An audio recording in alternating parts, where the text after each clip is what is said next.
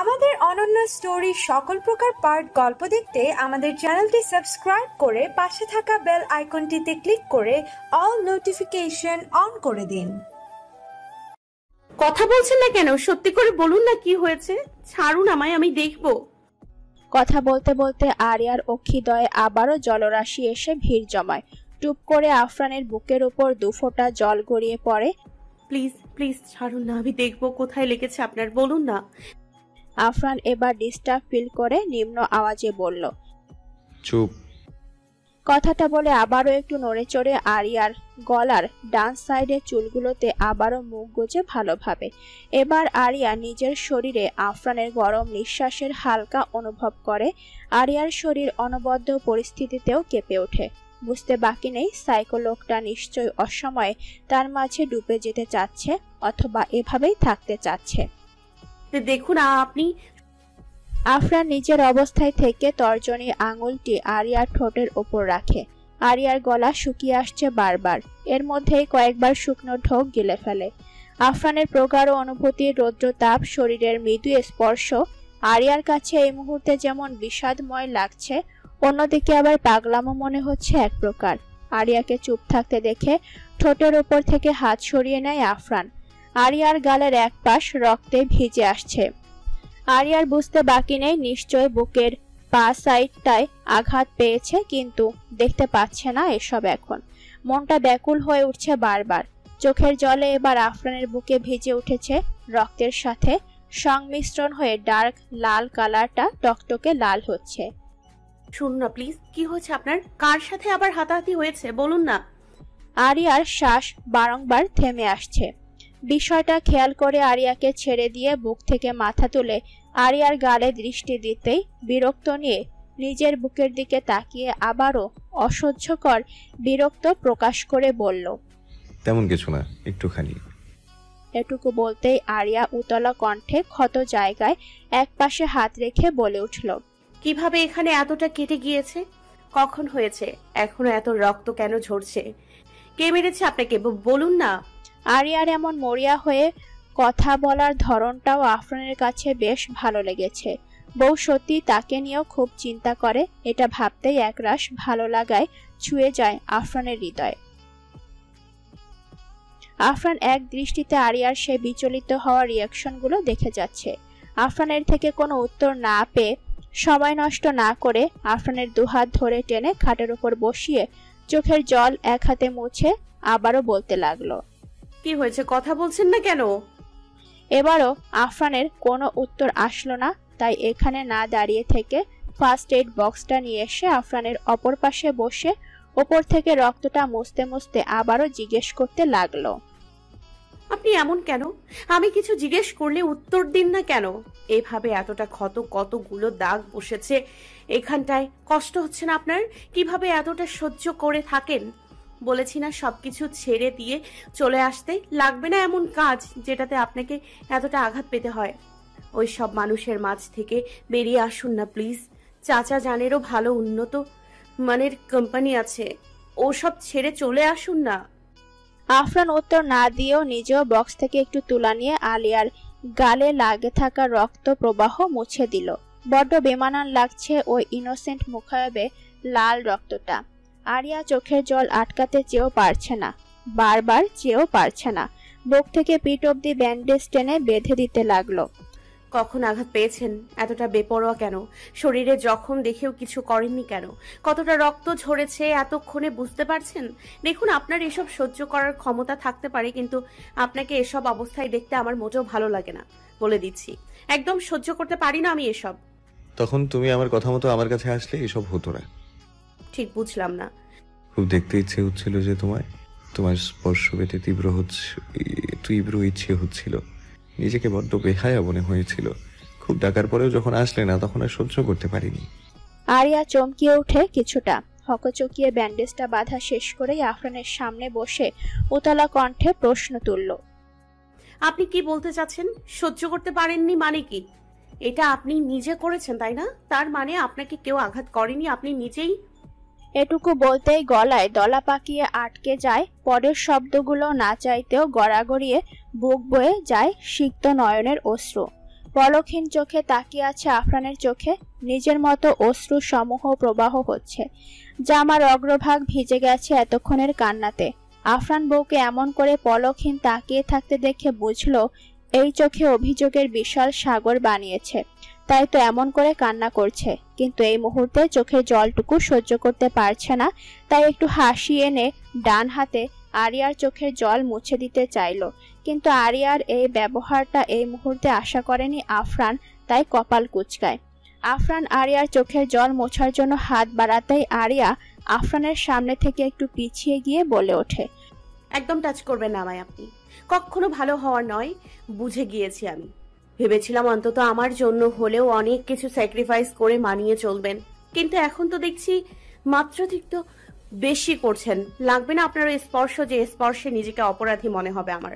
সামান্য বিষয়টুকুতে মেন্টাল লোকেদের মতো বিহেভিয়ার করবেন, বেশ ভালো করুন। আপনি শুধু নিজেরটা বোঝেন। একবারও ভেবেছেন আমার কথা? মনে তো হচ্ছে না। আপনার ব্যবহারগুলোতে ভালোবাসা তো নয়, উল্টো আপনাকে আমার কাছে জঘন্যতম পাগল একজন ব্যক্তি ছাড়া কিছুই মনে হচ্ছে না। আসবেন না আমার কাছে একদম। আপনি সত্যি পাগলামু নয়, উল্টো নিজেকে পাগল প্রমাণ করে দেন সবকিছুতে। কোনোদিন আমায় বোঝেননি। কথাগুলো বলে দুহাতে চোখ মুছে খাট থেকে উঠে দাঁড়িয়ে হাঁটা ধরে। আফরান বুঝলো আরিয়া সত্যিই রেগে গেছে, অর্থাৎ নিজের স্বামীর এই কষ্টটুকু সহ্য করতে পারছে না। সত্যটা না বলাই ভালো ছিল মনে হচ্ছে। নিজে মনে মনে কিছুটা আফসোস করতে লাগলো। আরু বলে পেছন থেকে ডাকলো, আরু দেখো আরু, আমার জন্য তখন সময়টা খুবই বিষাক্তময় ছিল। কেন করেছি জানি না, তবে ইচ্ছে করে করিনি, সত্যি বলছি। আরিয়া শুনেও যেন শুনছে না, দরজা অবধি চলে গেছে কোনো উত্তর না দিয়ে। তাই আফরানও এবার খাট থেকে উঠে দ্রুত পায়ে আরিয়ার পিছু যেতে লাগলো। দেখ আরু, আবার উল্টাপাল্টা করবি না, দাঁড়াতে বলেছি আমি, নয়তো ভালো হবে না তোর জন্য। আরিয়া আফরানের কথার কোনো অভিব্যক্তি প্রকাশ না করে রুম ছেড়ে পাশের রুমে গিয়ে কিছুটা আওয়াজ করে দরজাটা ঠাস করে বন্ধ করে দেয়। আফরান দ্রুত পায়ে এসেও আরিয়ার দৌড়ে আসার পথে পা মেলাতে পারেনি। আরিয়া দরজা আটকিয়ে বিছানার ওপর হুমড়ি খেয়ে পড়ে কাঁদতে লাগলো। কেন এত প্যারা সহ্য করতে হয় তাকে? মায়ের অবস্থার কথা ভাবতেই মাথাটা আবারও ব্যথা শুরু হয়। তার উপর এই লোকটার একের পর এক বাধ্যবাধকতামূলক কাজ তো আছেই। সব মিলে আরিয়ার ভীষণভাবে কান্না আসছে এই মুহূর্তে। বালিশে মাথা গুজে কাঁদতে লাগলো। দরজা ঠক ঠক আওয়াজ করে আফরান বলতে লাগলো, বললাম তো তখন মাথা ঠিক ছিল না আরু, এখন আবার মাথাটা এমন জ্বালিয়ে জ্বালিয়ে খাস না। আর তোরই তো দোষ, তাই না? এখন আবার আমার সাথেই রাগ দেখাচ্ছিস। তুই কথা আসলে এমন করতাম আমি? দেখ আরু, দরজা খুলতে বলেছি। আচ্ছা ঠিক আছে, আর এমন করবো না, কন্ট্রোল করবো নিজেকে, হয়েছে?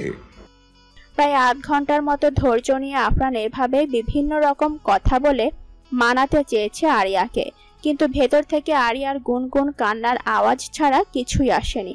এবার ধৈর্যের বাঁধ ভাঙে, হাত দুটোর রগ একেবারে ভেসে উঠছে, তো আবার মিশে যাচ্ছে। নিজেকে যথেষ্ট ধরে রাখার চেষ্টা করছে, নয়তো একটু আগের কথাটার মূল্য থাকবে না আরিয়ার কাছে।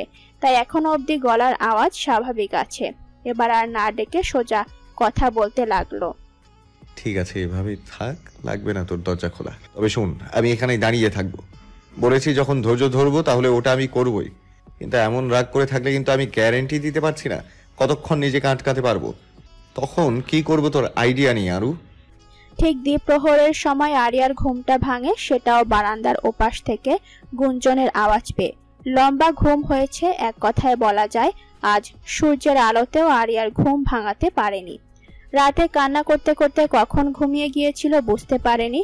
আওয়াজ পেয়ে হকচকিয়ে উঠে সঙ্গে সঙ্গে খাট থেকে নেমে বোঝার চেষ্টা করলো কিসের আওয়াজ আর কোথা থেকে আসছে।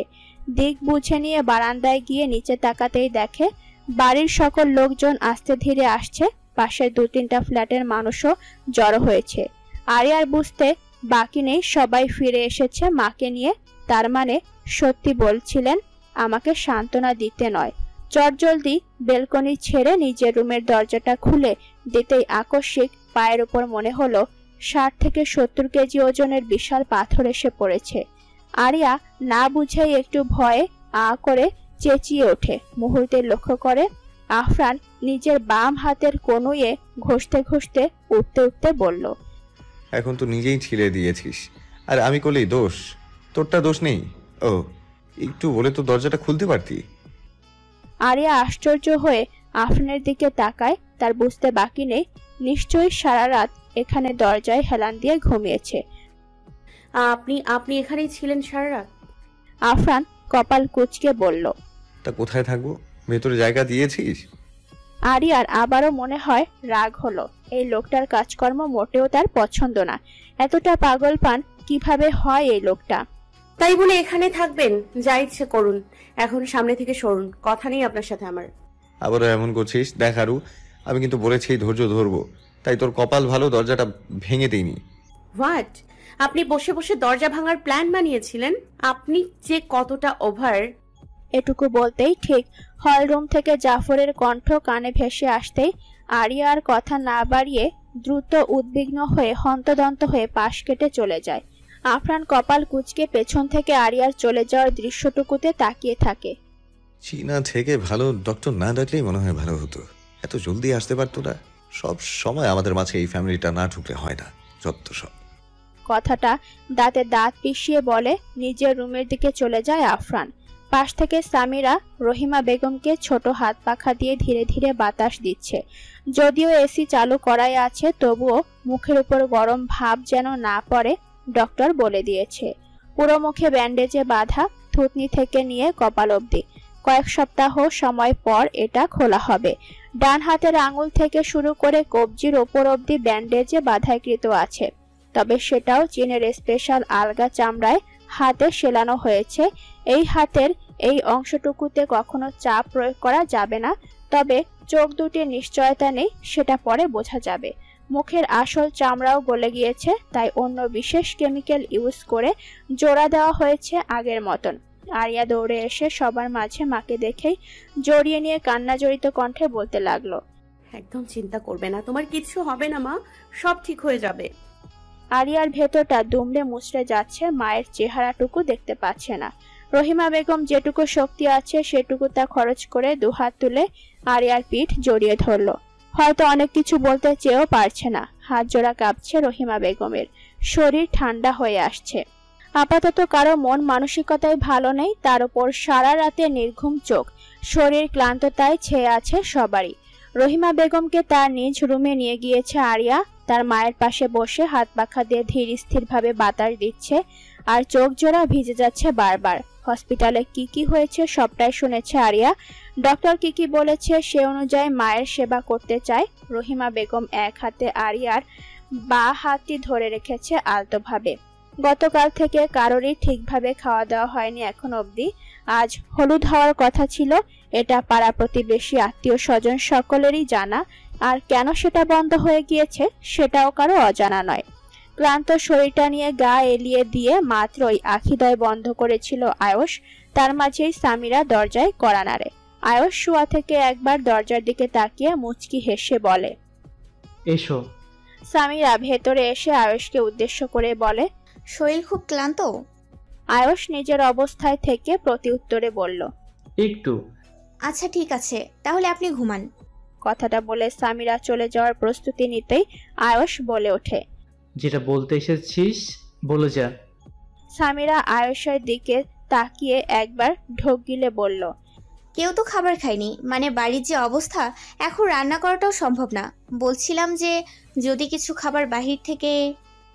এটুকু বলতে আয়ুষ বলে উঠল, ওকে অর্ডার করে দিচ্ছি এক্ষুনি।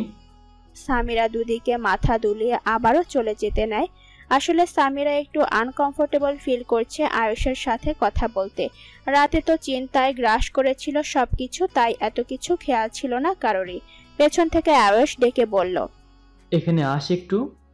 সামিরা আয়ুষের কথা মতো আয়ুষের একটু সামনে এসে দাঁড়িয়ে বলল, কিছু লাগবে? বস এখানে। নিজের পাশের জায়গাটায় হাত দিয়ে দেখিয়ে ইশারা করলো।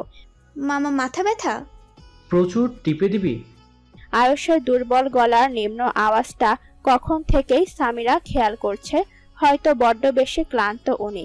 কথাটা ভেবে সামিরা সংকোচ ছাড়াই রাউন্ড জামাটা দুদিকে হাত দিয়ে ধরে আয়ুষের দেখানো জায়গাটায় বসে দুপায়ের মাঝে জামার অতিরিক্ত অংশটুকু গুজে দিয়ে আয়ুষের মাথায় হাত বাড়িয়ে দিল। আয়ুষ ঠোঁটের কোণে হাসি লুকিয়ে শোয়া থেকে উঠতে উঠতে বলল, ওয়েট। পাশ থেকে ফোনটা নিয়ে আয়ুষ সামিরার কথা মতো খাবারের অর্ডার করে দিয়ে আবার জায়গাটায় ফোনটা রেখে সামিরার দিকে তাকিয়ে বলল, তোর খুব খারাপ লাগছে?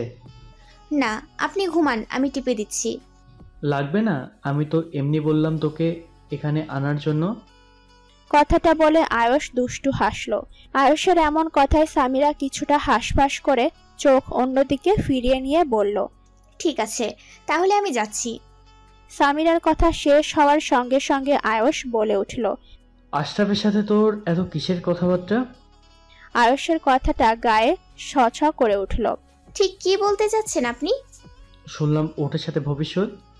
ফালতু কথা বলবেন না বলে দিলাম, আমি যাচ্ছি এখান থেকে। কথা শেষ করে সামিরা জায়গা থেকে উঠে দাঁড়িয়ে সামনের দিকে হাঁটা ধরে চেহারায় অসম্ভব বিরক্তিকর আভা প্রকাশ পাচ্ছে। আয়ুষ পেছন থেকে বলে উঠল, এত ঢং করছি যেন কিছুই জানিস না, একদম নিষ্পাপ। যা যা, যেখানে ইচ্ছা যা। এখন তো অ্যাটিটিউড দেখাবি জানি, অনুভূতিগুলো বলে দিয়েছিলি না, তাই তো এখন বাপ মেয়ে মিলে এসব করবি। আয়ুষের কথাগুলো শুনল কিনা জানি না, কারণ আয়ুষ এসব বলার মাঝেই সামিরা দরজা পেরোয়। কারো মানসিকতা ভালো না থাকলেও গতকাল থেকে খালি পেটে আছে, আর কতক্ষণ থাকতে পারবে। সামিরা ডাকতেই ধীরে ধীরে সবাই টেবিলে জমা হয়। আপাতত কারো মাথায় অন্য কিছু ভাবার মানসিকতা নেই, বিয়ের ব্যাপারটা হয়তো মাথা থেকে বেরিয়ে গেছে। চুপচাপ খাবার শেষ করে টেবিল ছাড়ে, কারো মুখে একটা কথাও ছিল না। আরিয়া খাবার নিয়ে উপরে গিয়ে রহিমা বেগমের মুখের খাবার তুলে দেয়। হালকাভাবে একটু নাড়াতে পারে মুখায়ব, কিন্তু ঠোঁট জোড়া একটু বেশি নাড়াচাড়া পড়তে পুরো চেহারায় মনে হয় ফেটে যাবে। যদিও পুরো ফেসটায় আবৃত ব্যান্ডেজের মাধ্যমে শুধুমাত্র খাবারের সুবিধার্থে নিচের ঠোঁটের থেকে একটু নিচ অব্দি খোলামেলা। বিষয়টা কতটা কষ্টকর সেটা বোঝানোর অপেক্ষা রাখে না। রাতের খাবার শেষে সবাই নিজেদের রুমে চলে গিয়েছে এক প্রকার টেনশন নিয়েই বলা যায়। সারাদিন বিয়ের ব্যাপারটা মাথায় না থাকলেও রাতে আফরানকে বাহির থেকে আসতে দেখে জাফর সাহেবের মস্তিষ্ক নাড়া দিয়ে উঠল। এই ছেলে সবসময় একদম যেন কিছু হয়নি এমন ভাব নিয়ে থাকে, কিন্তু এই মুহূর্তে এসব কথা বাড়িয়েও লাভ নেই, তাই কিছু বললেন না। আফরান উপরে উঠতে উঠতে বলল, আগামীকাল বিয়ের কথা আবার কেউ ভুলে যায় না যেন, এটা আমার বউয়ের অসম্মান হবে। বিয়ে ভেঙে গেলে লোকজনের মুখ থেকে কি কি শুনতে হবে সবার নিশ্চয়ই জানা। আফরানের কথাটা এই মুহূর্তে কেউ ফেলনা ভাবছে না। আসলেই তো কথাটা সত্যি। এত সবের মাঝে জিনিসটা তো খেয়ালই ছিল না, কিন্তু এই বিপদের মাঝে বিয়ের আমেজ কিভাবে তুলবে? এমনভাবে বিয়ের দিন আসবে কেউ তো চায়নি। কত স্বপ্ন ছিল প্রত্যেকটা মানুষের এই বিয়েটা নিয়ে, কিন্তু কি হলো? এমনিতেই পুলিশে কমপ্লেন করিয়ে রেখেছে। দিনের বেলা এসেছিল পুলিশ, বাড়িতে নানা কথা জিজ্ঞাসাবাদ করেছিল। রহিমা বেগম হালকা হলেও পুলিশের উত্তর দিয়েছে থেমে থেমে। ৩-৪ ঘন্টায় কয়েকটা শব্দ বলেছে। একজন লোক ছিল, কালো রঙের একটা রুমাল পেঁচানো ছিল। হঠাৎ করে এক হাত দূর থেকে হাত থেকে কিছু একটা ছিটিয়ে দিতেই সব যেন পুড়ে যাচ্ছিল। আর কিছুই দেখার সুযোগ হয়নি। কথাগুলো রহিমা বেগম ১-২ শব্দ নিম্ন গলায় একবার বলে আধ ঘন্টারও বেশি সময় নিয়েছিল। তারপর আবার পরের বাক্য বলেছিল। কিন্তু সবচেয়ে অবাক হয়েছিল পুলিশ একটা কথায়, পুরো বিয়ে বাড়িতে একটা ক্যামেরাও ছিল না এটা নিয়ে। বিয়ে মানেই হইচই, অথচ এত বড় বিয়ে বাড়িতে ক্যামেরা নেই, বিষয়টা সন্দেহের মধ্যেই রেখেছে। এইসব পরিস্থিতিতে বিয়ে জিনিসটা মোটেও মানানসই নয়। তবে না হয়েও উপায় কোথায়? এত মানুষদেরকে জানানো হয়ে গিয়েছে, হুট করেই সব কিভাবে বন্ধ করে দেবে? সবার দৃষ্টি বুঝে আয়ুষ বলল, চিন্তা করো না, এখন তো সব কিছু ঠিক আছে, শুধু একটু মানিয়ে নিলেই হবে। আর ছোট মা তো এখন ঠিক আছে, শুধু একটু অপেক্ষা করো। আর বাবা, তোমরা এসব নিয়ে চিন্তা করো না কেন? বাবা বাড়ির ভিতরে এসে এমন করার সাহস দেখিয়েছে, তাদের উপরোক্ত শাস্তির ব্যবস্থা করব, একটু সময় দরকার। আয়ুষের কথায় সবাই একটু আশ্বস্ত পেয়ে মুখ জোর করে হাসি তোলে। আরিয়া এই সময়টাতে রহিমা বেগমের সাথে ওপরে ছিল। প্রেমা ফ্রেশ হয়ে এসে তোয়ালে দিয়ে ভেজা মুখ মুছতে লাগলো। মাত্রই সাদেক ভেতরে ঢুকে গলা হালকা আওয়াজ করলো। প্রেমা সেদিকেই তাকিয়ে বলল, কিছু বলবেন? আয়ুষ কথা বলতে হিমশিম খাচ্ছে এক প্রকার। কই আগে তো এমন হতো না। আজকাল দেখছে যতবারই প্রেমার সাথে কথা বলতে যায় গলায় আওয়াজ যেন আটকে যায়, কি বলবে খুঁজে পায় না। কি হলো, কিছু বলবেন? কিছু প্রয়োজন? উৎকণ্ঠিত কণ্ঠে হালকা তুতলিয়ে বলতে লাগলো। না না, মানে আমি ফ্রেশ হব এই আর কি। এইভাবে কেন কথা বলছেন? কি হয়েছে? সাদেক প্রেমার থেকে দৃষ্টি সরিয়ে ওয়াশরুমের দিকে যেতে যেতে বলল, তেমন কিছু হয়নি, আসলে ইদানিং একটু বেশি সব কিছু ভালো লাগছে। আমার দৃষ্টি প্রবলেম নাকি সত্যি? অপর পাশের মানুষটি সত্যি খুব। এটুকু বলে নিজেকে আটকায় সাদেক। কি থেকে কি বলে ফেলছে, মাথাটা নিশ্চয় দুদিন না ঘুমানোর কারণে এমন করছে। কিছু বলতে চাচ্ছিলেন মনে হলো, শেষ করুন কথাটা। প্রেমার গলার স্বর নিম্ন আবেগ প্রবণ শোনানো মনে হচ্ছে। একবার পেছন ঘুরে প্রেমার দিকে তাকিয়ে আবার সঙ্গে সঙ্গে সামনে ফিরিয়ে চটজলদি ওয়াশরুমে ঢুকে বুকের ওপর এক হাত রেখে দীর্ঘ শ্বাস নিয়ে বলল, ও কি হচ্ছে আমার সাথে? কেমন যেন হয়ে যাচ্ছে, মনে হচ্ছে ওনার সামনে এমন জটিলতা হয়ে যায় কেন আমার বাকুলি। পাশ থেকে ফোনটা হাতে নিয়ে বারবার ডায়াল প্যাডে যাচ্ছে, আবার স্ক্রিনে ফিরে আসছে। সময়টা তখন হয়তো 11:30টার উপরে বাজবে। এক হাত বারবার মুঠোবন্দি করছে, তো অন্যবার বৃদ্ধাঙ্গুলি দিয়ে বাকি 4টা আঙুল ঘষে যাচ্ছে আফরান। আবারও সময়ের দিকে চোখ রাখলো, প্রায় 12টার কাছাকাছি হয়ে গিয়েছে। চোখ জোড়া লাল হয়ে আসছে। হাত থেকে ফোনটা ছুঁড়ে মারে আফরান। এই তৃষ্ণা কাউকে দেখার তৃষ্ণা কিভাবে মেটাবে না দেখে। বুকের ভেতর যে আগুন জ্বালিয়েছে এই মেয়ে, এখন ও কেন বুঝতেছে না এই মেয়ে? একবার অন্তত এসে দেখা করতে পারতো, তাই না? একটুখানি দেখেই তো আমার সারা রাত চলতো। কিন্তু এই মেয়ে বারবার ভুল করেই যাচ্ছে। আমার ধৈর্যের পরীক্ষা নিচ্ছে এই মেয়ে বারবার। ওই মহিলাকে নিশ্চয়ই একেবারে মেলে ফেলা উচিত ছিল। অন্তত এই মুহূর্তে তার বুকে মাথা গুজে কাঁদতো, শুধুমাত্র তার বুকে। কথাটা ভাবতেই আফরানের অন্য চিন্তাধারা আবার দোলা দিয়ে বলতে লাগলো, একজন মাকে মেরে ফেলার চিন্তা কিভাবে করছিস? সেটাও নিজের সবচেয়ে আপন, যাকে হৃদয়ের গহীনে জায়গা দিয়েছিস, তার মাকে মেরে ফেলার কথা ভাবিস? সঙ্গে সঙ্গে আফরান বিচলিত কণ্ঠে বলে উঠল, একদম না, আমি কাউকে মারতে পারি না কারণ ছাড়া। আমি শুধু আরুকে চেয়েছি, আর কিচ্ছু চাইনি। ওর মাঝে আমার কোনো কিছু বাধা হতে পারে না, নেভার। ওর সব কিছুতেই শুধু আমি থাকবো, শুধুমাত্র আরফান চৌধুরী থাকবে। ওর খুশি কিংবা দুঃখ সব কিছুতে আমি থাকবো, আর কেউ নয়। ওর সব জায়গায় আমার অস্তিত্ব থাকবে, সেটা হোক দৃশ্যমান অথবা অদৃশ্যমান। কথাটা বলে বসা থেকে উঠে দাঁড়িয়ে যায়। গলার পাশের মোটা রগগুলো টান খাচ্ছে বারবার।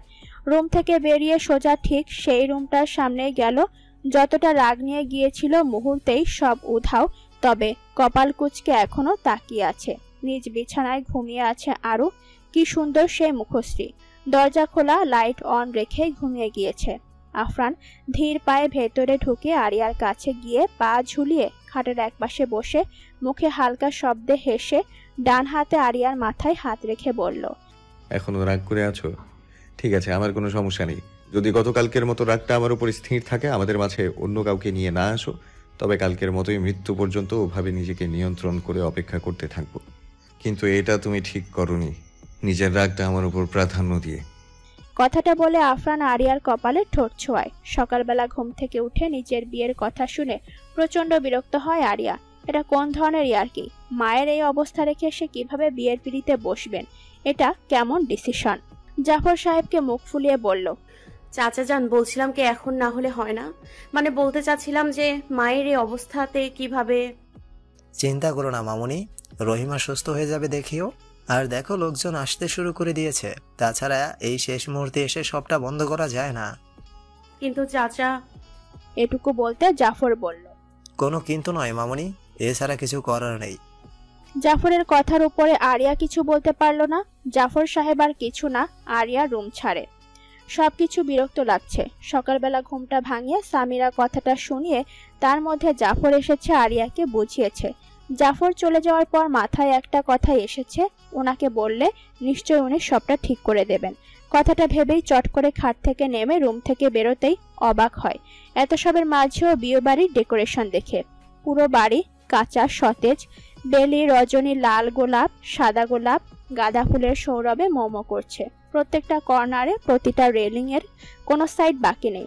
ছোট টেবিলগুলোর উপরে টবগুলোতেও আজ কাঁচা ফুল। মুহূর্তে আরিয়া যেন সব ভুলে একবার ফুলগুলো ছুঁয়ে দিতে চায়, তা 2 কদম সামনে গিয়ে রেলিংয়ের হোয়াইট পিঙ্ক রোজটায় হাত ছুঁয়ে দেয়। এখান থেকে ঠিক একটু দূরে সিঁড়ির কর্নারে সেদিন যে মূর্তিটা ভেঙেছিল আফরান, আজ আবারও সেখানে আরেকটা মূর্তি রাখা হয়েছে। হল রুমের উপরে 5 থেকে 6টা নিউ কম্বিনেশনের ঝাড়বাতি। বিষয়টা আরিয়ার কাছে কিছুটা ইউনিক লেগেছে, কারণ সাধারণত কমিউনিটি সেন্টারে বিয়েগুলো অন্যরকম হয় সে দেখেছে। যদিও যাওয়া হয়নি কখনো, সামিরার বিয়েটাতেও তো বাড়িতে হয়েছে। সবাই কত প্রফেশনাল হয়েও নিজ নীতিতে বিরাজ করছে, হীনতা ছাড়াই জিনিসটা বেশ আকর্ষণীয় লাগছে। কোথায় ভেবেছিল হলুদ হবে, নাচ গান হবে, চারদিকে হই হুল্লোড় হবে, কিন্তু এসব তো কিছুই হলো না। কাপল হলুদ রঙের শাড়ি পাঞ্জাবি নিয়েছিল, ভেবেছিল হলুদে ওনাকে এসব পরিয়ে দুজন কাপল ছবি তুলবে, স্মৃতিময় করবে সবকিছু, যার জন্য বিয়েটা করা। কিন্তু এখন এসব কোথা থেকে কোথায় গিয়েছে, শুধুমাত্র ওই জানোয়ার লোকটার জন্য। কথাটা ভাবতেই আরিয়ার দাঁত শক্ত হয়ে আসে। হাতের ফুলটাকে শক্ত করে মুঠোবদ্ধ করে ধরে সঙ্গে সঙ্গে কিছু পাপড়ি ঝরে যায়। আমার মায়ের সাথে এই অন্যায়টুকু যে করেছে তাকে কিছুতেই ছাড়বো না। ভাবনার মাঝে পেছন থেকে প্রেমা বলে ওঠে, হেই, কি ভাবছিস? আরিয়া হঠাৎ চমকে ঘুরে দাঁড়ায় প্রেমার দিকে। কি হলো, এমন ভাবে ভয় পাচ্ছিস কেন? ও তুই কখন আসলি? তোর কি হয়েছে বলবি? কিছু হয়নি তো। আন্টির জন্য মন খারাপ করছিস? দেখ আরু, যেটা হয়ে গেছে আর সেই সময়টা ফিরিয়ে আনা সম্ভব না। এভাবে থেকে লাভ নেই। বিয়েটা হোক, মুড ফ্রেশ রাখ। পুলিশটা তাদের কাজ করে যাচ্ছে, দেখবি ঠিক হয়ে যাবে সব। আর ওই অমানুষগুলো শাস্তি পাবে ঠিক। আন্টির সাথে এমন কেন করলো মাথায় আসে না আমার। কি করেছে তাদের আন্টি? মন খারাপ করিস না, ওকে? কথাটা বলে আরিয়ার হাত ধরে টেনে আবার ভেতরে নিয়ে যায় প্রেমা। মুখে হাসি তুলে আরিয়াকে বলে, তোর তো তাজা ফুল খুব পছন্দের, দেখেছিস ভাইয়া তোর প্রতিটা জিনিস কতটা প্রায়োরিটি দেয়। আফরানের কথাটা শুনতে মাথায় আসলো, সত্যি তো, এসব তো উনি করেছেন। আমার তো এতক্ষণ খেয়ালই ছিল না। কিন্তু উনি কিভাবে জানলেন আমার এগুলো পছন্দ? কি ভাবছিস? কিছু না, উম্মাদ লোকেরা যা ইচ্ছা তাই করতে পারে, এসব ভেবে লাভ নেই। আরিয়ার কণ্ঠে অভিযোগ। এটা বুঝতে প্রেমার ভুল হলো না, নিশ্চয়ই ভাইয়ার সাথে আবার ঝগড়া করেছে। ঝগড়া করেছিস আবার, নাকি ভাইয়া আবার বকেছে? আরিয়া উতলা গলায় বলে উঠল, জানিস কি করেছে ওই পাগল লোকটা? শুধুমাত্র একটু কথা না শোনার জন্য নিজের। এটুকু বলে খলিল সাহেব দরজায় আওয়াজ দিয়ে ভেতরে আসলো। বাবাকে দেখে চুপসে যায় আরিয়া। প্রেমা জায়গা থেকে উঠে দাঁড়িয়ে খলিল সাহেবের বসার জায়গা করে দেয় আরিয়ার পাশে। মা দেখো, তুমি এখন ছোট নেই, সবই বুঝো। আমরা কেউ ঠিকভাবে এখনো আফরানকে বুঝতে পারি না, তবুও তুমি তার সাথে থাকার সিদ্ধান্ত নিয়েছো। আমরা নিষেধ করছি না। জীবনের এক কঠিন অধ্যায়ে পা দিতে চলেছো, বুঝে শুনে চলতে হবে। তোমার চাচা খুব ভালো মানুষ, শুধুমাত্র তার উপর ভরসা করে আছি। তবে আফরানের যেরকম মন মানসিকতা, আমি তোমাকে বলতে চাই, যদি সত্যিই তোমাকে এই ছেলে পছন্দ করে থাকে, তবে তুমি চেষ্টা করো তাকে পরিবারের দিকে ফেরাতে। আমরাও চাই আফরান একজন স্বাভাবিক মানুষের মতো চলাফেরা করুক, তার কথাবার্তার ধরন পরিবর্তন হোক। তাই তোমাকে আগে এসব বলে দিতে এসেছি। আর যেহেতু তোমার হাজবেন্ডের খাতায় নাম দিচ্ছে, সেহেতু তুমিও তার কথার অবাধ্য হবে না। তার যেসব অপছন্দ সেগুলোকে নিজেকে জড়িত করো না। বাবার কথা শুনে আরিয়া মাথা নত করে দুদিকে মাথা দুলিয়ে সম্মতি প্রকাশ করে। রাবেয়া বেগম বারবার আফরানের রুমে যাওয়ার জন্য মরিয়া হয়ে আছে। আফরানের রুমের দিকে বারবার উকি দিয়ে তাকাচ্ছে। সেদিন উপরে আফরানের সাথে কথা বলতে গেলেও আফরানের রুমে গিয়ে নক করে কথা বলার মতো সাহস করে উঠতে পারেনি। রাবেয়া বেগমের এমন ফ্যাকাশে চেহারা দেখে সামিরা পাশ থেকে বলল, কিছু হয়েছে মা? নাবিল, আমার ছেলেটাকে কতদিন হয় দেখি না। রাবেয়া বেগমের কান্না গলার কথা শুনে কলিজাটা ছ্যাদ করে ওঠে। সবকিছুর মধ্যে ভাইয়ার কথাটা ভুলে গিয়েছিল সামিরা। আজ তো বিয়ে হচ্ছে, আজকেও তো ছেড়ে দিতে পারতো ভাইয়া। একটু আফরানের রুমে যাবি? বল না আমার ছেলেটাকে ছেড়ে দিতে। আমি তো মা, আমার তো এমন করে আর সহ্য হচ্ছে না। দরজার সামনে থেকে আয়ুষ বলে উঠল, আমি দেখছি আফরান এবার বাড়াবাড়ি করতেছে। এতদিন আটকে রাখা ঠিক হয়নি, ফ্যামিলি বলতেও কিছুটা আছে, ওটা মেবি ওর মাথা থেকে চলে গিয়েছে। আয়ুষের কথায় রাবেয়া একটু স্বস্তি পায়। সামনে এগিয়ে এসে আয়ুষের হাত দুটো ধরে বলতে লাগলো, তুমি যথেষ্ট বুঝমান একজন ছেলে আয়ুষ, আমরা দেখেছি। কিছু করো, আমার ছেলেটাকে ওর হাত থেকে ছাড়িয়ে দাও প্লিজ। নিশ্চয়ই আমার ছেলেটার ওপর অত্যাচার চালাচ্ছে। হ্যাঁ, আমি দেখছি, কিন্তু আমার মনে হয় আফরান এতটাও কিছু করবে না, কারণ ও জানে নাবিল আমাদের পরিবারের একজন সদস্য, তাই না? রাবেয়া বেগম কিভাবে বলবেন যেই ছেলে বাবার বয়সী মানুষের গায়ে চাকু চালাতে ভাবে না, একবার সেই ছেলে মানুষ আটকে যে কিরকম শাস্তি দেবে ভাবতে পারা যায় না। দরজায় আওয়াজ পেয়ে আফরান কপাল কুঁচকে সেদিকে তাকায়, বোঝার চেষ্টা করে কে হতে পারে। আরিয়া এখন আসবে না সেটা শিওর, তবে তার রুমে এমন করে কে নক করবে? ভাবনার মাঝে আবারও আওয়াজ পেতে উঠে গিয়ে দরজা খুলে দেয় আফরান। আয়ুষকে দেখে কপাল কুঁচকে বলল, কি হয়েছে? আমার কাছে কারো প্রয়োজনে আসা মোটেও পছন্দ নয়, আসতে পারিস। কথাটা বলে আফরান দরজা আটকে দিতে চায়, কিন্তু আয়ুষ ঠিক আফরানের হাতের পাশেই হাত রেখে দরজা আটকানো থামিয়ে বলে, অনেক হয়েছে, এবার নাবিলকে ছেড়ে দে। ওর মা বাবা বোন সবাই এখন অনেক চিন্তা করছে। দেখ নাবিল কি করেছে আমি জানি না, তবে আন্দাজ করতে পারছি কিছুটা আরুর সাথে ছিল, তাই এমন করছে, তাই না? দেখ, আরু কিন্তু ওর সাথে সুরক্ষিত ছিল এই 3টা বছর। ও চাইলে হয়তো আরিয়াকে বিয়েও করতে পারতো জোর। বলতে আফরান আয়ুষের কণ্ঠনালীতে ডান হাতে শক্ত করে ধরে শক্ত গলায় বলতে লাগলো, একদম মেনে দিব। সাহস হয় কি করে তোর আরুর ব্যাপারে এইসব কথা বলার? বিয়ে? কিসের বিয়ে? জোর করে বিয়ে করতো? তোর কি মনে হয় আমি বসে বসে বিয়েটা কিভাবে হয় সেটা দেখতাম? ধ্বংস করে দিতাম সবকিছু তার আগেই, বুঝলি? অস্তিত্ব মুছে দিতাম ওই দুটোর। এসব বাজে কথা কোথা থেকে মাথায় আসে তোদের? চুপচাপ জায়গা ছাড়। কথা শেষ করে গলা ছেড়ে দেয় আফরান। গায়ের রং ফর্সা হওয়ার কারণে স্পষ্ট বোঝা যাচ্ছে লাল হয়ে যাওয়া অংশ। পাগল হয়ে গেছিস? ও ভাই, তুই কি এখনো চেঞ্জ হবি না? আফরান আয়ুষের কথার পাত্তা না দিয়ে ভেতরে চলে গেল। আচ্ছা, ওসব বলবো না।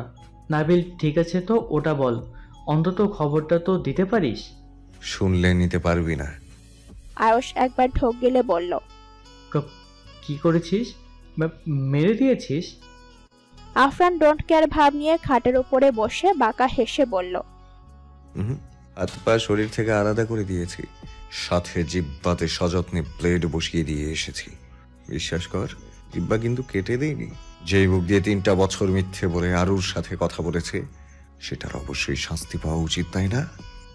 আয়ুষের গলা শুকিয়ে আসছে। সত্যি বলছে নাকি মিথ্যা, এই মুহূর্তে বিশ্বাস অবিশ্বাসের মাঝে রয়েছে আয়ুষ। কি বলছিস আফরান, মাথা ঠিক আছে? আরফান চৌধুরী শুধু শুধু মিথ্যে বলে না। আয়ুষের কাছে সবটা এখন গুলিয়ে যাচ্ছে। অনেক হিসাব মিলাতে ব্যস্ত আয়ুষ। সামান্যতে যে কিনা এমন করতে পারে, যদি সেটা সত্যি হয় তবে তো ছোট মা। জায়গা ছেড়ে পরে হিসাব করিস, এখন ছাড়। আয়ুষ যেন স্তব্ধ হয়ে আছে, মস্তিষ্ক কাজ করা বন্ধ হয়ে গিয়েছে। চুপচাপ আফরানের রুমের সামনে থেকে চলে যায়। সময়টা ঠিক বিকেলের মধ্যে হবে। সূর্যটা যখন পশ্চিম আকাশে হেলে পড়ে, তার তাপমাত্রা কমিয়ে দেয় তখন। আয়নার সামনে আরিয়া চুপ করে বসে আছে। দুজন পার্লারের মহিলা আরিয়াকে সাজিয়ে দিচ্ছে, প্রায় শেষ পর্যায়ে এখন। হালকা পিঙ্ক কালারের লেহেঙ্গা শরীরে জড়ানো আছে। হালকা কাজ করা বিয়েতে সাধারণত সবাই কিছুটা গর্জিয়াসের মধ্যে ড্রেস পরে, কিন্তু ড্রেসটা যে গর্জিয়াসের ছিটে ফোটাও নেই, শুধু গলার কাজটায় অল্প করে চোখ আকর্ষণ করা কাজ রয়েছে, আর ওড়নাটাতে ছোট ছোট কিছু পাথর বসানো আছে। মাথায় হিজাব বাঁধা, দুহাতে মুঠো ভর্তি ড্রেসের সঙ্গে মিলিয়ে চুড়ি। তবে ড্রেসটা পছন্দ হলেও বিয়ের জন্য এটা মোটেও পছন্দ হয়নি তার, কিন্তু এটাতে কোনো নাশকতা প্রকাশ করেনি আরিয়া।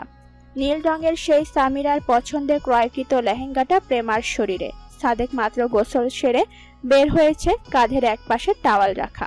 ভেতর থেকে কাপড় চেঞ্জ করে সেজে একেবারে কারণ হওয়ার সময় প্রেমা এখানেই ছিল। দেখেছে সে যদি বের হয়েও দেখে যে প্রেমা তখনও ভেতরে আছে, নিশ্চয় বিষয়টা কেমন দেখাবে। হলো সেটাই, কিন্তু এটার জন্য প্রস্তুত ছিল না সাদেক। সেই দিন প্রথম এই ড্রেসেই এই মেয়ের উপর দৃষ্টি পড়েছিল। মন কাড়া আজকেও আবারও ও সেই ড্রেসটাই, কিন্তু আজ একটু বেশি অন্যরকম লাগছে। গলায় কানে মাথায় সবখানে অলংকার আবৃত। ওড়নার উপরে কোমরের পাথরের চিকন বেড়িটা সৌন্দর্য যেন আরো আকর্ষণীয় করে ডাকছে তাকে। সাদেককে বের হতে দেখে প্রেমা একটু থতমত খেলো। সে ভেবেছিল সাদেক বের হওয়ার আগেই চলে যাবে রুম ছেড়ে।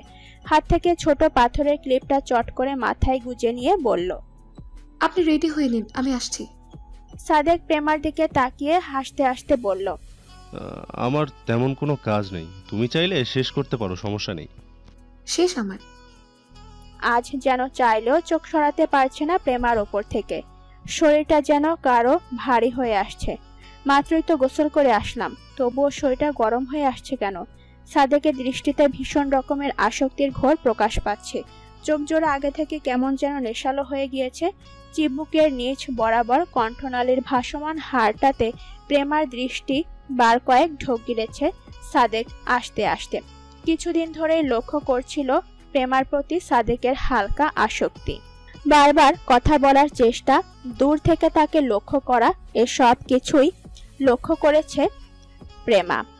কিন্তু কোন মুখে তার এই মুখ নিয়ে তার ভেতরের অনুভূতি প্রকাশ করবে? উনি যে খুব ভালো মনের মানুষ, অথচ সে কতটা নীচ।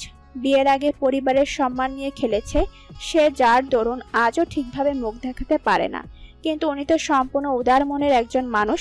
সবটা জেনেও সত্যি কি মেনে নিয়েছে, নাকি শুধুমাত্র ফ্যামিলির জন্য চিন্তা করে সবটা ঠিক করতে চাচ্ছেন? কথাগুলো ভাবার মাঝেই আকস্মিক প্রেমার নিজ কোমরে কারো হাতের ছোঁয়া অনুভব করতেই চমকিয়ে ওঠে। প্রথমে কোমরে দৃষ্টি দেয়। কোমরের অল্প দৃশ্যমান অংশটুকুতে সাদেক হাত আলতোভাবে তাকে স্পর্শ করেছে। প্রেমা কাঁপছে, শরীর থরথর করে কাঁপছে। সাদেকের দিকে তাকানোর সাহসটুকু পাচ্ছে না এই মুহূর্তে, তাই এভাবেই চোখ বন্ধ করে নেয়। দুহাতে নিজের লেহেঙ্গাতে জাপটে ধরে আছে। সাদেক এই প্রথমবার কোনো মেয়ে জাতির শরীরে অনিচ্ছাকৃতভাবে ছুঁয়েছে। না চাইতেও ওই ফর্সা অংশটুকুতে হাত চলে গিয়েছে। শরীরের গরম তাপ প্রতি মুহূর্তে বেড়েই চলেছে। সেকেন্ড কয়েক পর নিজ অবস্থানের কথা মাথায় আসতেই চট করে হাত সরিয়ে নেয়। কপালে হালকা ঘামের ছড়াছড়ি। কাঁধের টাওয়ালটা দিয়ে কপালের ঘাম মুছে নেয়। সাদেকের হাত সরাতেই প্রেমাও চোখ খুলে নেয়। সঙ্গে সঙ্গে কি করবে এই মুহূর্তে সে? বেরিয়ে যাবে দৌড়ে, নাকি এখানেই থাকবে? দোটানায় আছে। চোখের পাপড়িগুলো বারবার বন্ধ হচ্ছে, আবার তাকাচ্ছে। কোন দিকে দৃষ্টি নিবদ্ধ করবে তার জানা নেই। লজ্জায় আড়ষ্ট হয়ে লাল হয়ে গিয়েছে পুরো প্রেমা। সাদেক এখনো ওই মুখশ্রী থেকে চোখ সরাতে পারছে না। প্রতিটা জিনিস খুব নিখুঁতভাবে পরখ করছে আজ। প্রেমার অবস্থা দেখে নিজের অবস্থা যেন ভুলে গিয়েছে সে। ঠোঁটের কোণে মিষ্টি হাসি জমে। কিন্তু প্রেমা কি প্রস্তুত এসবের জন্য? ও কি আমাকে মেনে নিতে পেরেছে? কথাটা ভাবতে আবার বলা শুরু করলো, আই এম সরি, আসলে আমি কিভাবে কি থেকে মানে বলতে চাচ্ছি যে আমি ইচ্ছে করে এমন করতে চাইনি সত্যি, কিন্তু জানি না আমার আজকাল কি হয়েছে, বারবার যেন কি হয়ে যায় বুঝতে পারি না। প্রেমা দেখো, সত্যি বলছি, তুমি যতদিন আমাকে হাজবেন্ড হিসেবে না মানতে পারবে আমি। এটুকু বলতে প্রেমা দুহাত কসলাতে কসলাতে বলল, আমি কখনো বলিনি আমি আপনাকে হাজবেন্ড হিসেবে অ্যাকসেপ্ট করিনি। কথাটা বলার সময় চোখ স্থির রাখতে পারল না প্রেমা। সাদেক কিছুটা অবাক হয়ে বলল, অর্থাৎ তুমি? হ্যাঁ, আমি বর্তমান নিয়ে চলতে চাই, অতীত নিয়ে ভাবতে চাই না কখনো। তাছাড়া ওসব আমি দুঃস্বপ্ন হিসেবেই ভেবে নিয়েছি। আমি সামনে এগোতে চাই। আমি জানি আমি আপনার যোগ্যতা রাখি না, তবু বলছি আমি চাই না আমার আপনার সম্পর্কটা ভেঙে যাক। আমি জানি না ভবিষ্যতে কি হবে, তবে আমি বর্তমানে আর কোনো ভুল করতে চাই না। পাশে চাই আপনাকে। হয়তো আপনি ভাবছেন সমাজ কিংবা দু পরিবারের দিকে তাকিয়ে আমি এসব বলছি, কিন্তু বিশ্বাস করুন বিষয়টা এমন না। জানি না আপনার মাঝে কি আছে, আমি জানি না সেকেন্ড টাইম কেউ কারোর প্রতি মুগ্ধতা খুঁজে পায় কিনা, কিন্তু আমি দ্বিতীয়বারের মতো আপনার প্রতি। এটুকু বলেই চুপসে যায় প্রেমা। সবগুলো কথা বলার সময় চোখ কান বেয়ে পানি বেরিয়েছে, নিজেও জানে না। কথাগুলো একসাথে বলতে গিয়ে উত্তেজনায় কি বলে ফেলেছে বুঝতে পেরে হাসপাস শুরু করে দেয়। এতক্ষণ চোখে চোখ রেখে কথাগুলো বলেছে, কিন্তু এখন পারছে না আর, তাই চোখ সরিয়ে নেয়। সাদেক এতক্ষণ প্রেমার কথা বলার ধরনগুলো দেখছিল। প্রতিটা কথা বলার সময় এক এক রকম লেগেছে। কথাগুলো যে মনে হলো সবটা অনুভূতি জুড়ে সাদেককে বোঝাতে চাইলো কিছু, যেটা বুঝতে সাদেকের সমস্যা হয়নি। কিন্তু এভাবে কান্না গলায় কেন বলল সে কথাগুলো? এই মুহূর্তে যে প্রেমার চোখে জল শোভা পাচ্ছে না, তাছাড়া এভাবে কখনো কাঁদতে দেখেনি প্রেমাকে। যথেষ্ট ধারণা ছিল প্রেমা একজন স্ট্রং পার্সোনালিটির মেয়ে, কিন্তু এই মুহূর্তে সব ধারণা যেন মিথ্যে প্রমাণিত হলো।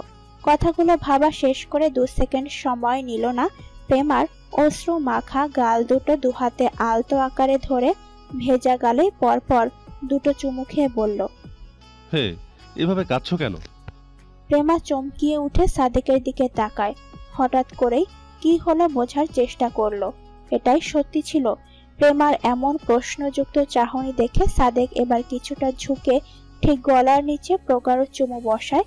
বেশ মিনিটের মতন তার সেই অনুভূতিযুক্ত চুমুটা ধরে রাখে সেখানটায়। প্রেমা চোখ বন্ধ করে সাদেকের পরিহিত ব্লু সিকোয়েন্স যুক্ত পাঞ্জাবির পেছনে এক হাত চেপে ধরে অন্য হাতে সাদেকের মাথার চুলগুলো আঁকড়ে ধরে নিজেকে সাদেকের একদম কাছে নিয়ে আসে। নিঃশ্বাস ঘন হয়ে যাচ্ছে প্রতিটা প্রহর, জানান দিচ্ছে এটা আবেগপ্রবণ দুজন নবদাম্পত্য স্বামী স্ত্রীর কিছু রঙিন মুহূর্ত। আজ বিয়ের দিনেও আফরান বেরিয়ে গিয়েছে কাজের জন্য। বাড়ির সবটা দায়িত্ব তানভীরকে সামলাতে হচ্ছে একা। সবাইকে প্রোটেক্ট করার দায়িত্বটা এই মুহূর্তে তানভীরের ওপর বলা যায়, কারণ ইতালির একজন দক্ষ প্রতাপশালী বিজনেসম্যান অথবা ন্যাশনাল সিক্রেট মাফিয়াও বলা যায় আফরানের মতোই ক্যারেক্টার কিছুটা। নাম অর্পণ কার্তিক রায়, সনাতনী ধর্ম পালন করে লোকটা। দেশে এসেছে শুধুমাত্র আফরান এর সব বিজনেস পরিবার ধ্বংস করার উদ্দেশ্যে। আফরানের সাথে বিজনেস ডিল নিয়ে কয়েক বছর আগে ঝামেলা হয়েছিল।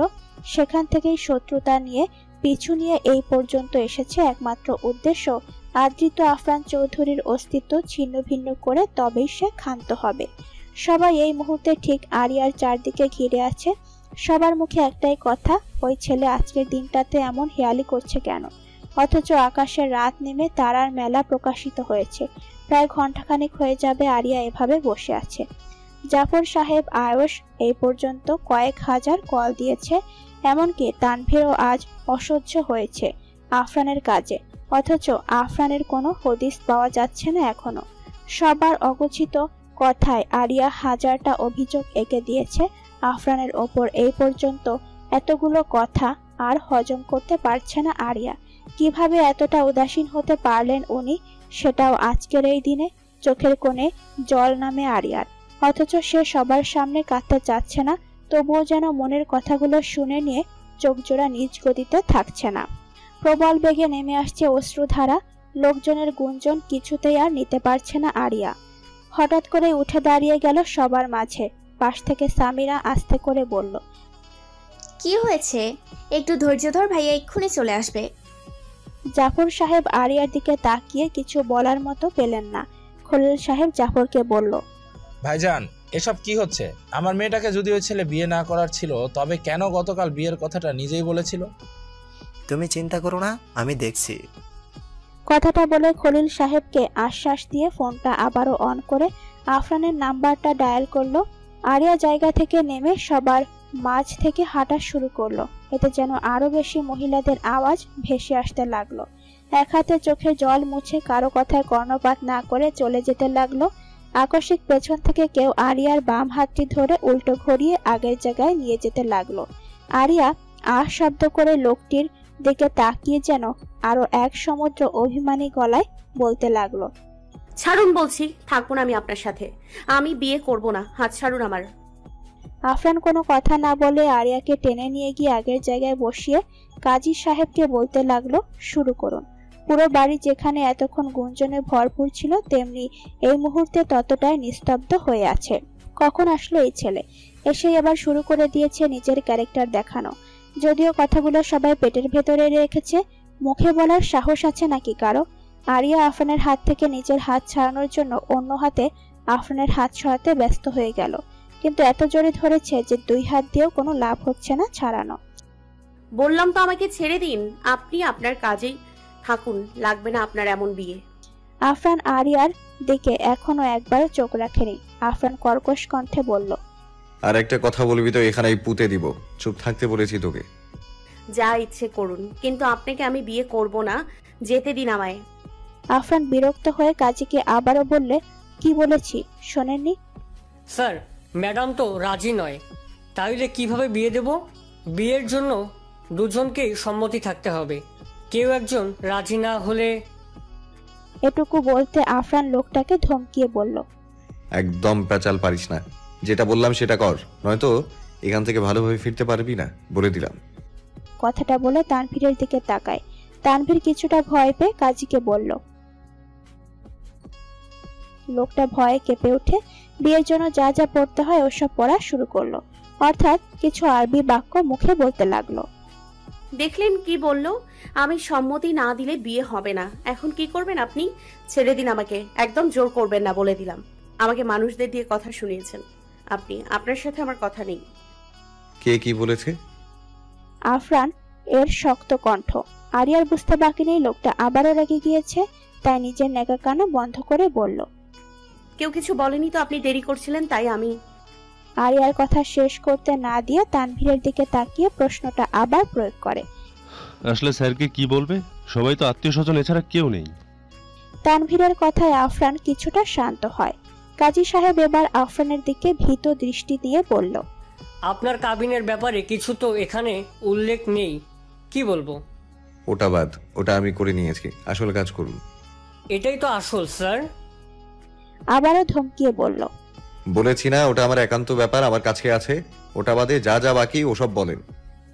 আবারও কেটে ওঠে কাজী। পাশ থেকে জাফর বলে ওঠে, এভাবে কেউ বিয়ে করে? আমি আবার জীবনে তোমার মতো বেহায়া ছেলে কখনো দেখিনি। আর কাবিন ছাড়া তুমি বিয়ে করতে যাচ্ছ? তোমার সম্পদের এতই দরকার যে? এটুকু বলতেই পাশ থেকে তানভীর বলে উঠল, ভুল বুঝছেন স্যারকে, স্যার আগেই এটা করে নিয়েছিলেন। স্যারের কাবিননামা আমার কাছে ছিল, দেখেছি আমি। তা কি ছিল কাবিন? সাক্ষী ছাড়া কাবিন কিভাবে গ্রহণযোগ্য? দেখা গেল পরবর্তী যে ওদের সম্পর্কটায় ঝামেলা চলছে বা। আপনি ভুল করছেন, স্যার অবুঝ নয়। স্যারের 1000 কোটি টাকার সম্পত্তির 50% আপনার মেয়ের নামে লেখা, আর সাথে যেটা সম্ভব না সেটাও স্যার জোর করে সেখানে লিখিয়েছেন, আপনার মেয়ের প্রাণ যত। এটুকু বলতে আফরান তানভীরের দিকে ভয়ঙ্কর দৃষ্টি ফেলে বলল, কিছু বলতে বলেছি তোকে? উত্তর দিতে এখানে আনা হয়েছে তোকে? আফরানের কড়া গলার কথায় তানভীর কেঁপে উঠে একদম চুপসে গিয়ে ঠোঁটের উপর আঙুল ছোঁয়। তানভীরের কথা শুনে সবাই একটু অবাক হলেও কারোর যেন বিশ্বাস হলো না, তাই জাফর সাহেব আবারও প্রশ্ন করলেন, বিষয়টা তোমাদের কাছে মজার মনে হচ্ছে? এটা মোটেও মজার নয়, ঠিকভাবে বলো। কারো প্রশ্নের উত্তর দিতে বাধ্য নই। তানভীর আবারও বলে ওঠে, আমি মিথ্যা বলছি না স্যার। আফরান আবারও বিরক্তির চাহনি নিয়ে তানভীরের উপর রাখে। এবার একটু বেশি ভয় পেয়ে 2 কদম পিছিয়ে যায়। আর একটা কথাও যেন এটা নিয়ে না হয়। আফরান শেষের কথায় আর কারো সাহস হলো না এটা নিয়ে কথা বাড়ানোর। কাজী সাহেবের দিকে আবারও তীক্ষ্ণ দৃষ্টি ফেলতেই লোকটা বলে উঠল, ম্যাডামকে কবুল বলতে বলুন। আরিয়া চট করে সোজা উত্তর দেয়, আমি এই লোকটাকে বিয়ে করব না, কিছুতেই না। পাশ থেকে আফরান আরিয়ার দিকে তাকিয়ে বলল, মার চিনিস? দেখ আরু, পরে যা ইচ্ছে বলিস, এখন এটা ন্যাকামোর জায়গা না, চুপচাপ কথা শুন, নয়তো। বলবো না, সত্যি বলছি আমি আপনাকে এটুকু বলতেই নিজের হাতে ব্যথা অনুভব করে আরু। ওহ শব্দ করে হাতের দিকে তাকায়। আফরান যেখানে শক্ত করে ধরে আছে সেখানটায় আরো জোরে চেপে ধরে বৃদ্ধাঙ্গুলি ও মধ্যাঙ্গুলের নখ দিয়ে খামচে আছে। বারবার এই মেয়েকে নিজের সীমা লঙ্ঘন করে নিজেই শাস্তিগুলো বাড়িয়ে নেয়। ভালোভাবে বলেছিলাম পরে নিজের রাগ মেটাবি, কথাটার গুরুত্বই রাখলো না এই মেয়ে। আফরানের ওপর নিজের দাঁতগুলো একটা অন্যটাকে পিষে যাচ্ছে। কি করছেন? ব্যথা লাগছে আমার। আরিয়ার কথার মানেটা উপস্থিত কেউ বুঝল না, কারণ কারো চোখে বিষয়টা পড়েনি। পাশ থেকে আয়ুষ বলল,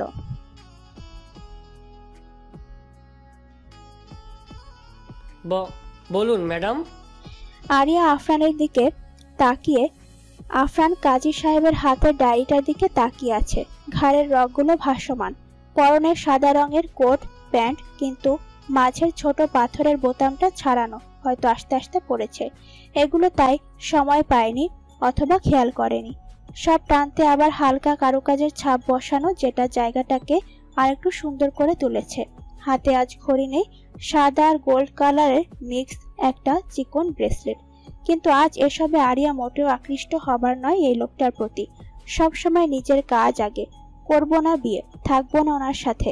কথাটা ভাবার সঙ্গে সঙ্গে আফরান আরো জোরে খামচে ধরতেই আরিয়া গদগদ করে উচ্চ আওয়াজে বলে উঠল, কবুল, ছাড়ুন, এবার লাগছে আমার। আরিয়ার কবুল বলাটা সবাইকে আশ্চর্য করে দিয়েছে। এভাবেও কবুল বলে কেউ, সেটাও এত লোকজনের সামনে বিয়ের কোণে। আফরান ঠোঁটের কোণে হাসি লুকায়। এভাবে বললে কার হাসি আসবে না? অবশ্যই এই মুহূর্তে আফরানের খুব জোরে হাসতে ইচ্ছে করছে, কিন্তু পাবলিক প্লেস মোটেও হাসলে চলবে না বউয়ের জন্য। কাজী সাহেব জোর করে হাসি এনে বললেন, বাহ, এতক্ষণ তো বিয়ে করে না বলে যাচ্ছিলে, এখন একসাথে 4? এটুকু বলতে আফরান বলল, আর কিছু বাকি থাকলে বলুন, নয়তো যেতে পারেন। স্যার, আপনাকেও তো বলতে হবে, নয়তো। আফরান কপাল কুঁচকে তানভীরের দিকে তাকায়। তানভীর ভীত গলায় বলল, হ্যাঁ স্যার, দুজনকেই বলতে হবে। আফরান মুখে বিরক্ত প্রকাশ করে বলল, ওকে, চলবে, এবার শেষ হলে আসতে পারেন। স্যার, 3 বার বলতে হয়। আরেকবার ধমক দিয়ে বলল, আমাকে কি জোকার মনে হয়? একবার নয় 3 বার কেন বলতে হবে? আমি কি মিথ্যে বলেছি মনে হচ্ছে? কথাটা বলেই আরিয়ার হাত ধরে উঠে দাঁড়ায় আফরান। আফরানের দরজার চারপাশটা হরেক রকম কাঁচা ফুলের সৌরভ মাতোয়ারা হয়ে আছে। যদি এই মুহূর্তে এই ঘ্রাণটা বাহিরে কোথাও হতো, তবে হয়তো মৌমাছিদের ভিড় জমত নিশ্চিত। সামনেই আরিয়ার হাত ধরে দাঁড়িয়ে আছে আফরান, রাগে ফুঁসছে ভীষণভাবে। তখন সকলের জোড়াজড়িতে তাল মিলিয়ে বিয়েটা ঠিকভাবে সম্পন্ন করেই উপরে চলে আসে, কারো কথায় পাত্তা দেয়নি। সবাই ভেতরে ভেতরে কানাঘুষা করলেও উপরে থেকে একটা শব্দ বের করার সাহস পায়নি। তবে সকলে গুঞ্জনের চেয়ে একটু বেশি অবাক হয়েছে, যেখানে আফরান চৌধুরী নামক এই কিলার কখনো কোনো মেয়ের দিকে মুখ তুলে তাকায়নি, সেখানে আজ আসার পর থেকেই বউয়ের হাত ছাড়ছে না। আয়ুষ, সামিরা, প্রেমা, আশরাফ সহ ঠিক আফরানের দরজার সামনে দাঁড়িয়ে একসাথে মিটমিট করে হাসছে আফরানের অবস্থা দেখে। আফরান উপরে আসার পর দরজা লক করা পেয়ে মাথাটা আবার ভোট ভোট শুরু করে দিয়েছে, চাবিটাও পাচ্ছে না। সব সময় তো নিজের কাছেই থাকে এই চাবি, কিন্তু এখন নেই, তাই ভেবেছিল হারিয়ে গিয়েছে। কিন্তু মিনিটের মাথায় আফরানের চিন্তা কে ধসে আয়ুষ পেছন থেকে বলে উঠল, লাভ নেই ভাই। আফরান কপাল কুঁচকে পেছনে তাকায়। আয়ুষের পাশে প্রেমা, সামিরা, সাদেকও রয়েছে। মুখে পরম খুশির ঝলক বইছে। পাশ কেটে আফরানকে ক্রস করে ঠিক দরজার সামনে এসে দাঁড়িয়ে হাতের চাবিটা আফরানের সামনে ধরে বলল, এটা নিতে চাইলে চট করে পকেট ফাঁকা করো। ননসেন্সদের মতো কথা বলা কবে থেকে স্টার্ট করলি? আফরানের গম্ভীর গলা। সে যাই বল না কেন, বউ পেয়েছিস, এমনি এমনি সহ্যই কিভাবে যেতে দেই বল? তাছাড়া এতগুলো বছর এই এক বাড়িতে থেকেও তোর ওই পকেট থেকে 1 টাকাও নিতে পারিনি, তাই তো সুযোগটা কাজে লাগানোই যায়। কি বলিস সাদেক? কথাটা বলে আয়ুষ সাদেকের কাঁধে হাত রেখে দুষ্টু হাসলো। এদিকে সাদেকের গলা শুকিয়ে কাটকাট হয়ে আছে। সে আসতে চায়নি, আয়ুষ জোর করে নিয়ে এসেছে। সেই হাত মুচকিয়ে দেওয়া ভিলেন আচরণ করা সব জায়গায় সাদেকের মতো নরম মনের মানুষের কাছে অস্বস্তিকর অবস্থা তো হবেই, কিন্তু আপাতত ওসব ভুলে আয়ুষের সাথে বলল, এক্স্যাক্টলি আয়েশ, দেখো ব্রো সবসময় কিন্তু নিজের এই ডেভিল আচরণের কারণে বেঁচে যাও। আজ যাই বলো, বউ কাছে পেতে হলে টাকা দিতে হবে, নয়তো আজকের রাত মিস করবে। বাসর রাতে বউয়ের সাথে সময় না কাটাতে পারলে নিশ্চয়ই খারাপ লাগবে, কিন্তু আমাদের কিছু করার নেই, এটাই নিয়ম। সাদেকের কথাটা বলার সাথে সাথে প্রেমা আর চোখে তীক্ষ্ণ দৃষ্টি ফেলে একবার সাদেককে দেখে নেয়। এমন ঠোটকাটা কথা শুনতে কখনো দেখেনি সাদেককে, সেটাও এমন এতজন মানুষের মাঝে। উপরে এই দৃশ্য পর্যবেক্ষণ করে তানভীর দ্রুত পায়ে উপরে গিয়ে হাঁপাতে হাঁপাতে বলল, সরি স্যার। আফরানের রাগ মুহূর্তে মুহূর্তে বেড়ে চলেছে, কিন্তু এই মুহূর্তে মুড চেঞ্জ করার ইচ্ছে নেই। তানভীর আয়ুষের দিকে তাকিয়ে বলল, স্যার এসব পছন্দ করেন না, স্যার স্বাভাবিক থাকতে জায়গা ছাড়ুন, ভেতরে যেতে দিন। এ ভাই, তুমি চুপ থাকো, সবসময় অ্যাসিস্ট্যান্টগিরি দেখাতে এসো না। ওকে আমার ভাই, আমরা বুঝবো, ঠিক আছে? আজ কোনোভাবেই আমাদের অধিকার মিস করতে চাই না। এবার কিন্তু বাড়াবাড়ি হচ্ছে আয়ুষ, এসবের মানে কি? তোরা কি বাচ্চা? আমি বাচ্চাদের দেখেছি এমন করতে। কতটা বোরিং তোরা। চাবি দিয়ে ফার্স্ট সামনে থেকে সর। পাশ থেকে আরিয়া নিজের হাত আফরানের থেকে সরাতে চায়, কিন্তু পারে না। তখন থেকে একাধারে ছুটার চেষ্টা চালানোর কারণে জায়গাটাও লাল হয়ে আছে, কিন্তু এখন আফরানের কথাটা শুনে বিরক্ত নিয়ে বলল, এমন করছেন কেন? আমি তো বলেছিলাম বিয়ে করব না, আপনি তো জোর করে বিয়ে করেছেন। সবকিছু তো নষ্ট হয়ে গিয়েছে, বিয়ের কোনো ফিলিংসই পেলাম না। এখন আবার এই সামান্য মজাটাও নষ্ট করতে চাচ্ছেন কেন? আপনার তো নাকি 1000 কোটি টাকা রয়েছে, তা ওসব কি গুলে গুলে খাবেন পানিতে? আরিয়ার কথায় আফরান আরিয়ার মুখশ্রীতে না তাকিয়ে দৃষ্টি অন্যদিকে রেখেই বলল, নয়তো নিশ্চিত সবটা মুড মুহূর্তেই শেষ হয়ে আফরানকে ঠান্ডা বানিয়ে দেবে। তুই কি আমার বিয়ে করাবো? আমার তো মোটেও বিশ্বাস হচ্ছে না। ওদের হয়ে কথা বলছিস কেন? হ্যাঁ, এখন থেকে টাকা উড়ানো শুরু করে দিচ্ছিস দেখছি। আর কদিন পরে তো মনে হয় আমার। আফরানের কথা শেষ না করতে দিয়ে সামিরা বলল, ভাইয়া, আরও তো আমাদের পক্ষে আছে। আরুর কথা শুনে হলেও তো আমাদের কথাটা মানতে পারেন। আমাকে কি বউয়ের চামচা মনে হচ্ছে তোমাদের কাছে? বউ যা বলবে তাই শুনতে হবে? আয়ুষ হঠাৎই হুহু করে হাসতে হাসতে বলল, ভাই, আমার প্রেমে পড়েছে প্রায় 5 থেকে 7 বছর তো হবেই। এখনো নিজের নিয়ন্ত্রণ নেই, কারণটাই বুঝতে পারলো না।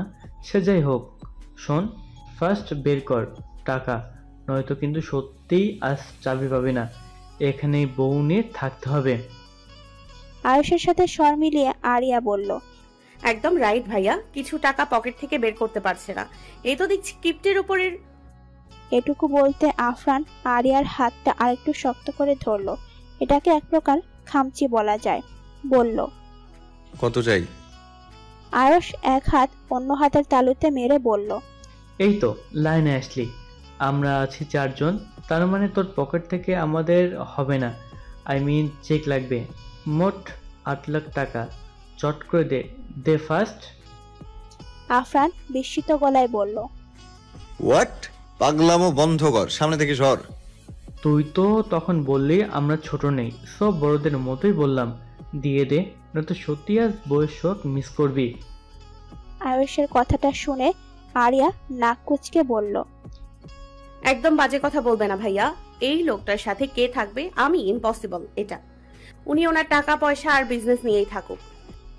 আফরান এবার অসহ্য হয়ে বিরক্ততা নিয়ে তানভীরের দিকে তাকায়। তানভীর সঙ্গে সঙ্গে পকেট থেকে একটা কাগজ বের করে আফরানের সামনে ধরে, কলমটাও এগিয়ে দিল। আফরান চুপচাপ সাইন করে আয়ুষের দিকে হাত বাড়িয়ে দিল। আয়ুষ আফরানের হাত থেকে একটানে চেক পেপারটা নিয়ে বলল, মনে হচ্ছে আর একটু বেশি চাইলেও হতো। কথাটা বলে আয়ুষ দুষ্টু হেসে চাবিটা আফরানের দিকে ছুঁড়ে মেরে বলল, শামু, তোর ভাগেরটা কিন্তু আমার, ওকে? তোর তো টাকার প্রয়োজন নেই, আমাকে প্রয়োজন, তাই না? কথাটা বলে এক চোখ টিপে আফরানের পাশ কেটে যেতে যেতে কানের কাছে ফিসফিস করে বলল, আমাকে শ্বশুর বানানোর ব্যবস্থাটা কিন্তু জলদি করে দিস ভাই। আমি কিন্তু নাতি নাতনি সহ বড় আব্বুর জায়গাটা না নিয়ে এই পৃথিবী ছাড়তে চাই না, একটু বোঝার চেষ্টা কর। আফরান রাগী চেহারায় দাঁত পিষে বলল, তোকে তো। আফরানের কথা শেষ হওয়ার আগে আয়ুষ দৌড়ে অট্টহাসিতে মত্ত হয়ে জায়গা ছাড়ে। পাশ থেকে সাদেক, প্রেমা, সামিরাও বুঝতে বাকি নেই আয়ুষ ফিসফিস করে কি বলতে পারে এই মুহূর্তে। মুচকি হেসে সবাই জায়গা ছাড়ে।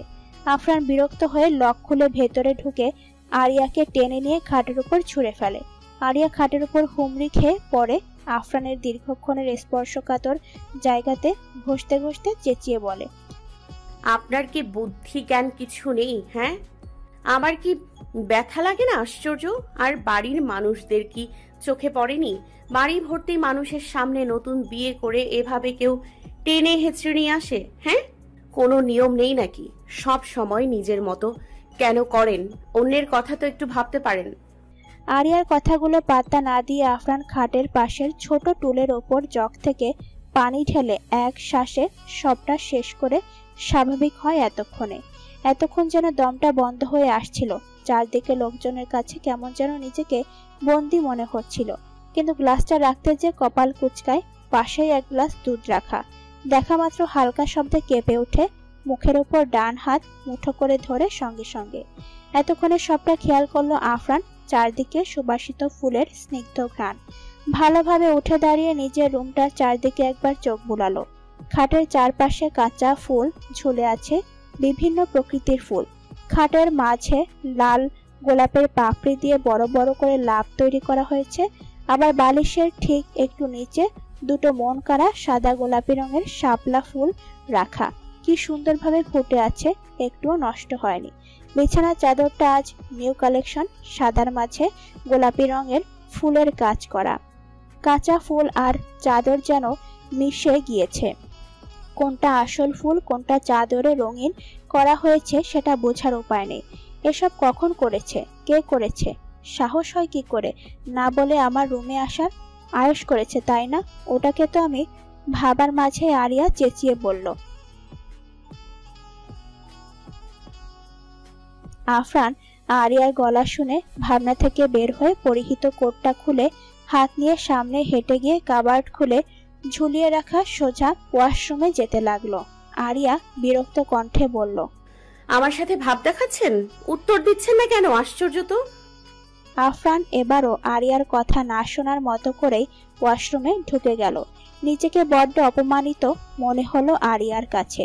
একবারও কেন তাকালো না? সেই আসার পর থেকে লক্ষ্য করছে কতবার কথা বলছে, একবারও না তাকিয়েই কথা বলছে।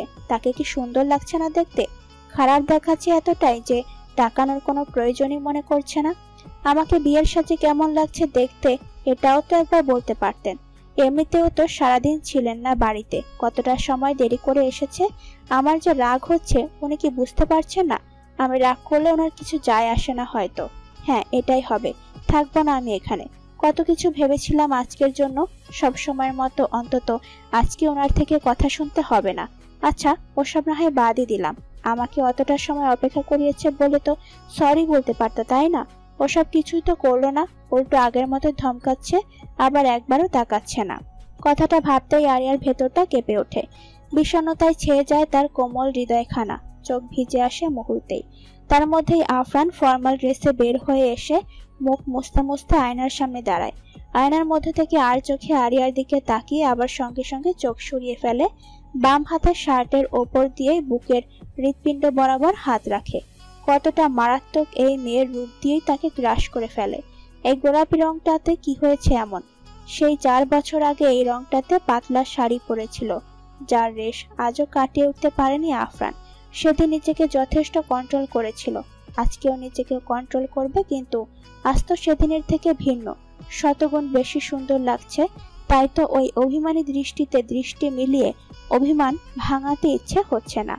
আর আজ ছোট নোজ পাথরটা নিউ লুক দিচ্ছে আরিয়াকে, উজ্জ্বলতা বাড়িয়ে দিয়েছে ওই হৃদয়হরণী হলুদ ফর্সা মুখশ্রীতে। 3 বছর আগে সেই রাতে যে ভয় ঢুকেছিল আরোর ভেতর, আবারও সেই ভয়টুকু ওর ভেতরে আসতে দেব না। আমি শুধুমাত্র ওর সাথে কিছু সময় কাটাতে চাই, আমার ক্লান্তিগুলো ওকে দেখার মাঝে বিলুপ্ত হয়ে যায়। ব্যাস, লাগবে না আগের মতো এর ভেতরে ভয় ঢুকিয়ে দেওয়া। আমিও চাই আরও আমাকে সর্বোপরি সবকিছু নির্দ্বিধায় বলুক, আমার মাঝে নিজের শান্তিটুকু খুঁজে পাক। এইটুকু বুঝে গিয়েছি, বউ আমাকেই চায়, আর এতেই তো চলবে, আর কিছু চাই না আমার। কথাগুলো ভাবার মাঝে দরজায় কেউ কড়া নাড়ল। কপাল কুঁচকে সেদিকে তাকায় আফরান। আরিয়া ভেবেছে হয়তো সামিরা বা প্রেমা বা আয়ুষ হবে, এটাকে সুযোগ ভেবে মুখ চট করে উঠে গিয়ে দরজাটা খুলে দিল। জাফর সাহেব সামনে হাতে খাবার নিয়ে দাঁড়িয়ে আছে। চাচা যান, ভেতরে আসো না। আরিয়া কথাটা মুখের ওপর জোর করে হাসি টেনে বলেছে। জাফর সাহেব গম্ভীর আওয়াজে বললেন,